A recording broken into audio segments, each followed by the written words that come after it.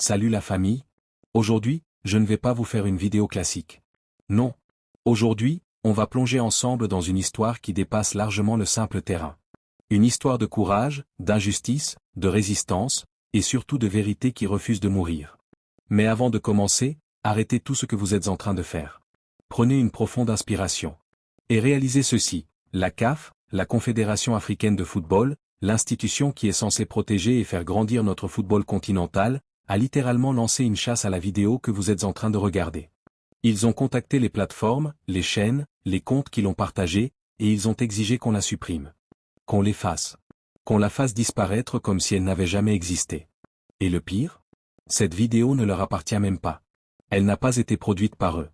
Elle n'a pas été financée par leurs budgets opaques. Alors pourquoi cette panique? Pourquoi cette censure brutale? Je vais vous le dire sans détour, parce que dans cette vidéo, on met à nu ce qu'ils veulent cacher à tout prix. On expose les zones d'ombre, les décisions douteuses, les faveurs inexplicables. On montre que derrière les projecteurs et les discours officiels, il y a des choses qui ne sentent pas bon du tout.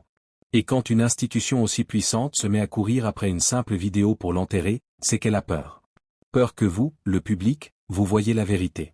Peur que vous commenciez à poser les bonnes questions. Alors aujourd'hui, je vous le demande du plus profond du cœur, ne les laissons pas gagner. Inondez les commentaires de « non à la corruption ».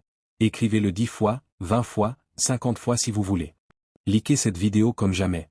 Partagez-la partout, dans vos groupes WhatsApp, sur Facebook, Instagram, Twitter, TikTok, avec vos cousins au village, vos collègues au bureau, vos amis qui vivent pour le foot. Faites qu'elle devienne impossible à effacer. Parce que quand on veut censurer quelque chose avec autant de violence, c'est qu'il y a une vérité qui brûle. Et cette vérité, elle a un nom, Sadio Mané. Et elle a une voix, celle qu'il a prise juste après la finale de la CAN, dans une interview à la radio sénégalaise où il a tout lâché, sans filtre, avec le cœur. Revenons au début. Cette CAN n'était pas une compétition comme les autres. Dès le premier tour, les Lions de la Teranga ont senti que quelque chose clochait. Pas juste la difficulté normale d'une grande compétition, ça, ils connaissent, ils sont champions en titre. Non. Ils ont senti une pression invisible, une injustice qui se répétait, match après match, comme un scénario écrit à l'avance.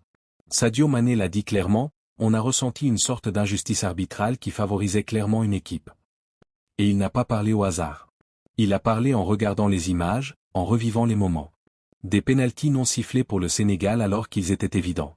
Des cartons distribués de manière bizarre. Des fautes grossières ignorées quand elles étaient contre nous. Et tout ça, du premier match jusqu'à la finale, avec une constance qui fait froid dans le dos.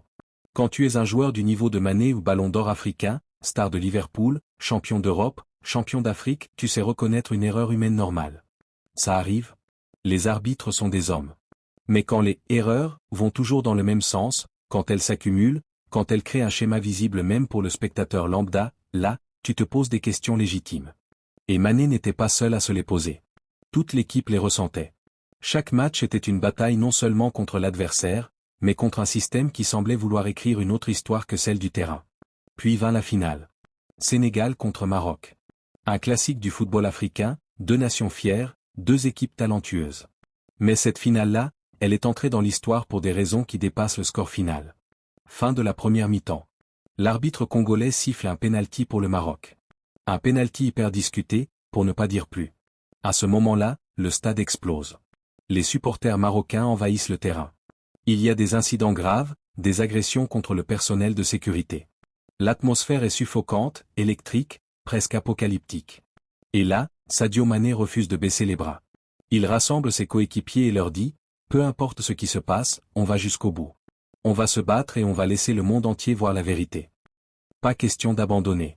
Pas question de laisser passer ça sans réagir. Parce que pour lui, c'était plus qu'un match. C'était une question de principe. Et puis arrive le moment du tir. Le tireur marocain, sous une pression énorme où les menaces de retrait, le chaos sur le terrain, les tribunes en feu craquent complètement. Le ballon passe à côté. Loin à côté. Et pour Mané, ce raté, c'était presque un signe du destin. Comme si la justice, la vraie, avait décidé de parler plus fort que tout le reste. Le Sénégal gagne. Les Lions soulèvent le trophée.